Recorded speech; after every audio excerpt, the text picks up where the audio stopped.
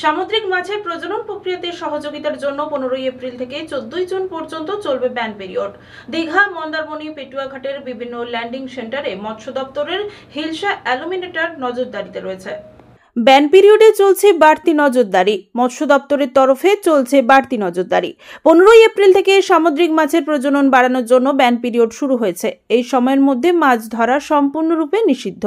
এই নিষেধাজ্ঞা সামুদ্রিক মাছের প্রজনন প্রক্রিয়াকে সাহায্য করে এবং মাছের সংখ্যা বৃদ্ধি করে।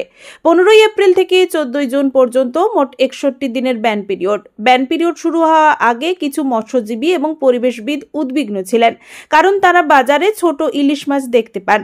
এই ছোট মাছগুলো মাছের প্রজনন প্রক্রিয়াকে ক্ষতিগ্রস্ত করতে পারে। দীঘা, শঙ্করপুর, মন্দারমণি, পেটুয়াঘাট বিভিন্ন ল্যান্ডিং সেন্টারে হিলসা অ্যালুমিনেটরা নজরদারিতে রয়েছে। 15 এপ্রিল থেকে শুরু হয়েছে ফিশিং ব্যান পিরিয়ড। আর এই সময় প্রতি বছর নজরদারি এড়িয়ে মাছ ধরে অনেক মৎস্যজীবী। সেগুলি পুরোপুরি বন্ধ করতে সকলকে এগিয়ে আসতে হবে, এমনটাই জানালেন মৎস্যজীবী সংগঠনগুলি। পুরোপুরি বন্ধ, কেউই বেরোতে পারবে না। এখান থেকে আমাদের নজরদারি রয়েছে, সঠিকভাবে নিয়ম পালন।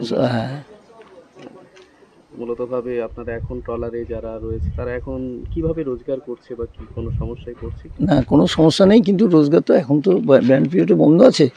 এখন আর রোজগারের নির্দিষ্ট সময়ের পরেই আপনারা বেরোবেন। হ্যাঁ, পিরিয়ডের মধ্যে মৎস্য দপ্তর থেকে যদি আপনারা কোনো সাহায্য সহযোগিতা করেন ভালো হতো। আমাদের শঙ্করপুর ফিশিং হারবার ল্যান্ডিং সেন্টারে ব্যান পিরিয়ড একদম সঠিকভাবেই চলছে। কোনো মালিক এখন কাজে ব্যস্ত, যে যার কাজে ট্রলার ভুটভুটি যেগুলো আছে রিপেয়ারিংয়ের কাজ চলছে। ব্যান পিরিয়ড আমাদের এখান থেকে একটাও ফিশিং বোট কেন, ট্রলিং কেন, ভুটভুটি কেন কেউ বেরোচ্ছে না।